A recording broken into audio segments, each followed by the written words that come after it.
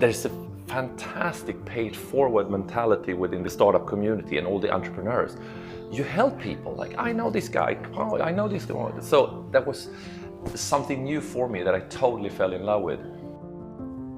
Many times this happens at what we call business communities, like where we are now at Creative House in Örebro. And the reason why this exists is because for the first time, when I realized that this kind of places exist, were in New York actually. The address on Manhattan was weird. The street was dead and nothing was going on. I took an elevator that almost worked up, and on the 11th floor, the doors opens and there's an ocean of creativity and energy, and that was a startup hub in New York. That was not a flashy super building. It was just the people that made the whole environment. And I felt the first, when I walked in, I want this in Örebro where I live. Actually, where we're sitting right now was the first part of the Creative House in this part of the building. And we were 15 companies 3.5 years ago. Today we have the whole building and it's more than 100 companies connected to Creative House. So that was a long answer who I am.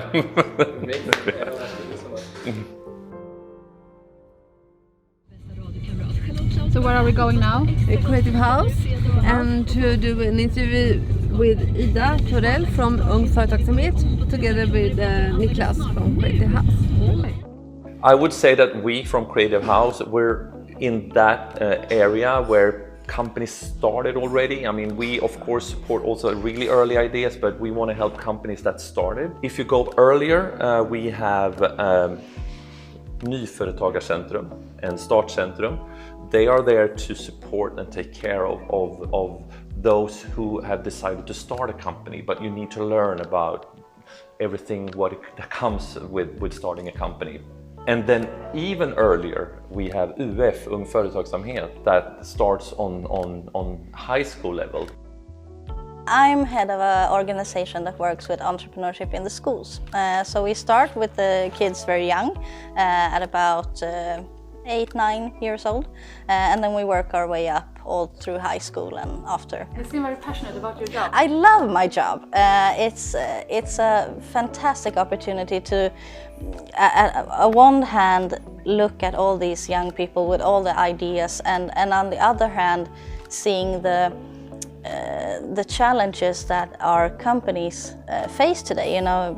I think we're very good at teaching people the skill, the practical skill, like driving the truck or sewing the stuff or whatever it is, but we're not as good yet, but we're getting there to teaching people about the drive to make changes, to see opportunities in every moment, to be very aware of what's happening and how you can change your direction to move better, to all these decisions that you have to make that's not in a book. So I love the fact that we're a part of that.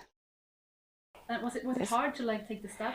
Did you start before you? No, it wasn't really hard because we were really young, and I told Marie that it's not pretty hard to start a company. You just have to send in some papers. I've done it in school because I had UF företag. So I thought this is pretty easy. You just send in some papers and then you can do your thing. We started with the two of us. It was me and Marie, and now we are 15 persons. In 15 years, so one more for every year. Me and Marie were colleagues at another company, and we worked with just screens, and they had a very different look in the 90s. They were pretty hard and there were big holes in them, so they didn't work really well for building offices. So then we thought we could add some sound acoustics to the screens.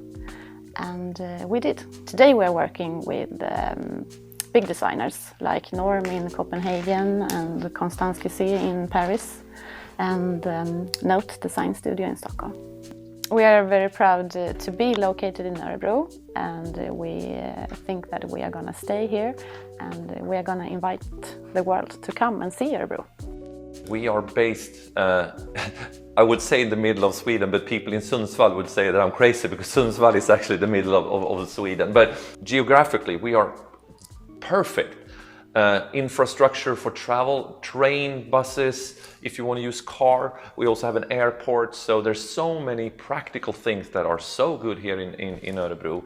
Another thing that has been really successful is the collaboration with the authorities, like the region of Örebro, Örebro region.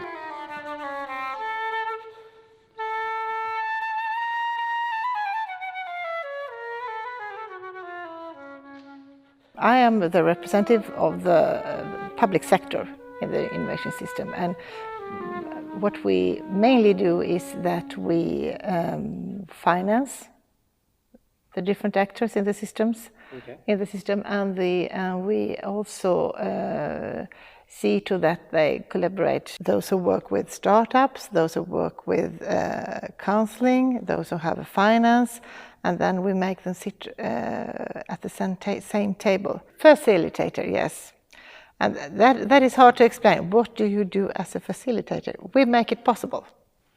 We make it possible. And that's when I ask, what do you need to contribute to this common goal?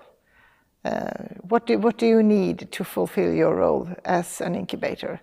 Okay, I need more money. Okay, why do you need more money? I need more money because we don't have the skills to talk about AI. Okay, then you get more money so you can have the skills to talk about AI. What is motivating for you to do this? My driving force, I think that's to see other people's success. So you're the most happy when other people succeed? Absolutely. Absolutely.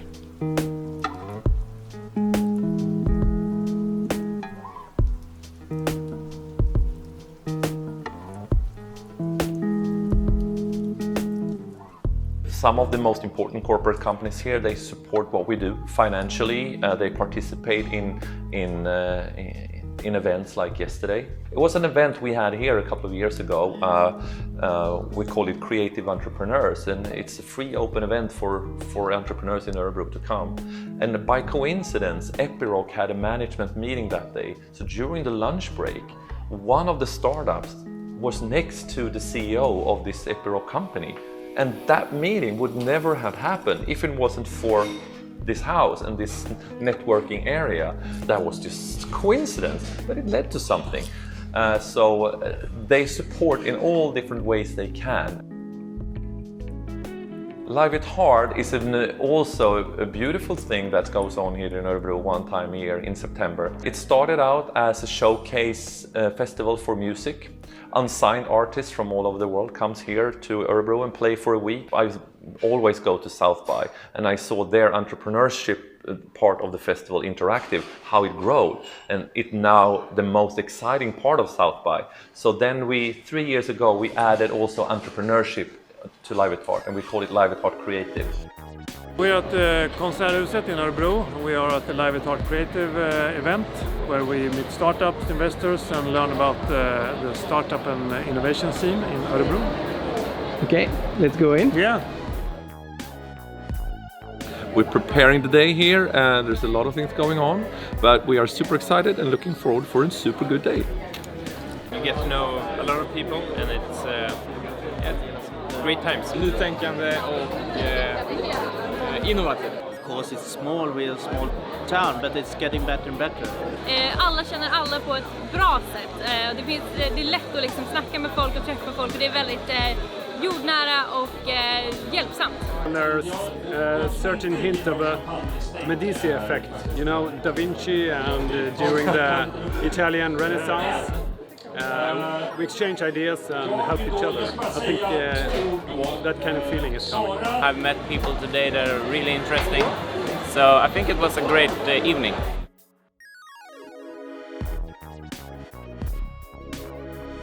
Why is it interesting for you to invest in startups? Several reasons. First of all is that you get the hold of technology that you don't have in-house. We have done what you call keyhole investments, so we're only part owners.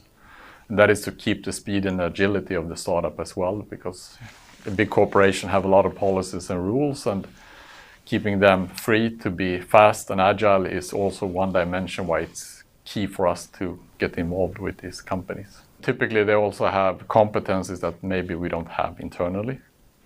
In the digital world, it's also a lot about time to market.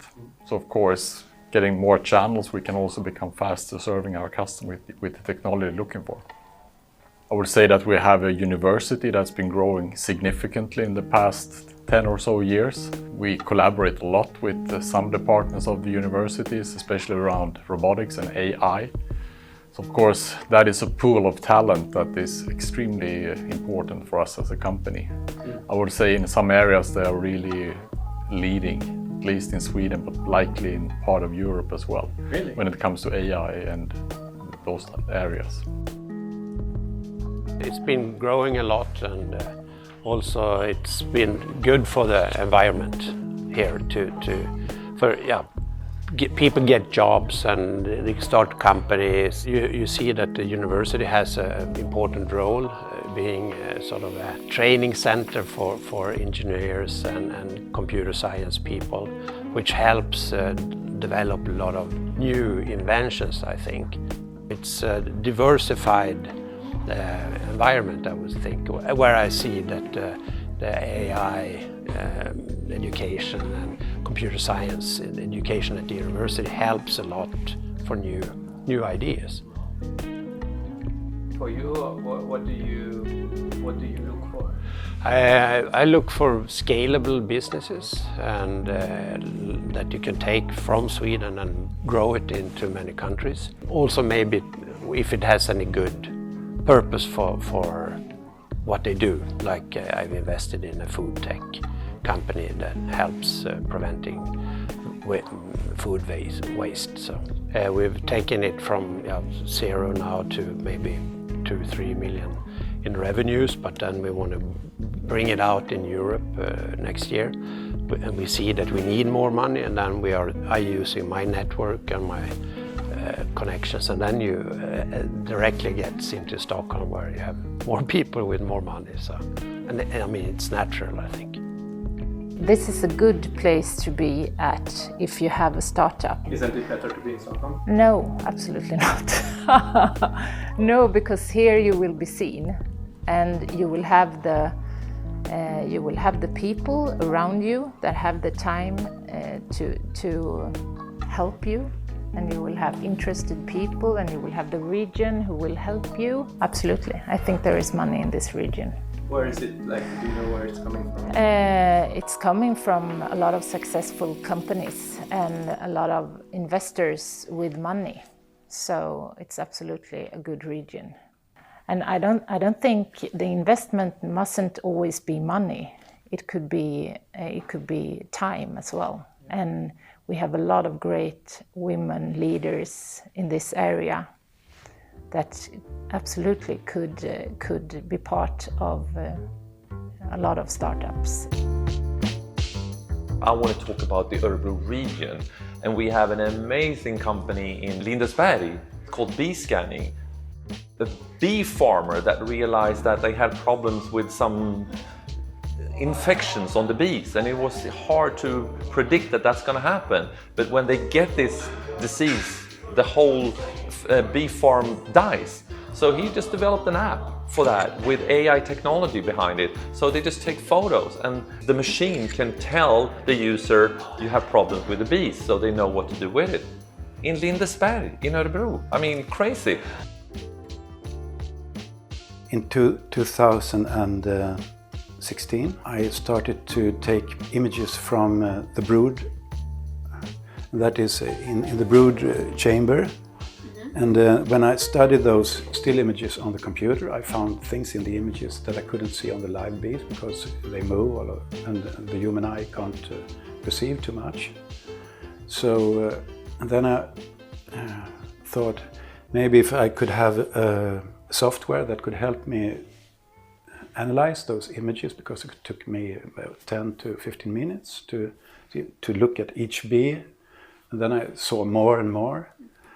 And then I thought it was an app issue to develop the software, but it seemed nobody in the world could develop this because the technology wasn't there actually in 2016. And we've been collaborating with the best there is in the world. And when I saw those mites in the still images, I started a small pilot study here at home, and then I compared how many there was possible to see in the still image with how many I got when I shook the bees 300 in alcohol. And that's the conventional method to measure how many mites there are on the bees. When I saw that pattern, I realized there is a possible method here, and we just need to develop the tools to make it work. Yeah. I don't really know the temperament of this colony that we will open, but so you better protect yourself. You should have great respect for bees. We started with the Department of Agriculture in Sweden that has fundings coming from European Union, European Innovation Program actually, and we set up an application and we were granted 3.5 million crowns in the first term to start the development of the AI and the app.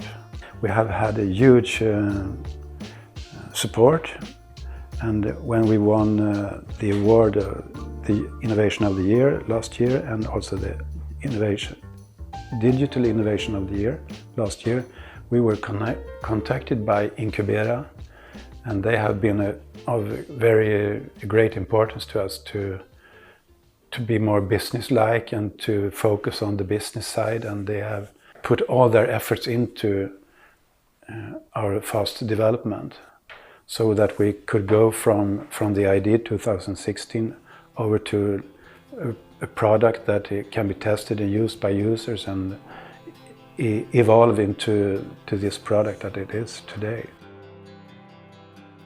The whole economy in the country is totally depending on startups and entrepreneurs. The small size companies are a big part of the whole country's economy. So of course this is important. And if we look forward, I mean, we see the kids that comes up now. I don't know how it's going to look like in 10, 15 years. I just see in my kids, they want to be independent. Maybe they don't even want to be employed anymore. They want to run their own company. So I think we will see so much more entrepreneurships and startups. You work for yourself, maybe together with others, but you want to control your own life and you want to run your own company. So yes, I think this is super important. The whole environment here, the whole society is more relaxed than it is in the metropolitan areas. I mean, you could have asked me, would you start a company in Jönköping or Eskilstuna? And the answer would have been yes, I support that as well, because I think it's time to bring things from Stockholm out in the country. And that is not only in Sweden. I think in an international perspective that we need to think like that. But if we go back to Sweden, we cannot overpopulate Stockholm anymore. And I know that Stockholm is our capital city, and everything should, the majority of everything needs to be located there. But we can do so much out here. The answer to your question, yes, you can really scale and grow as a company in Örebro.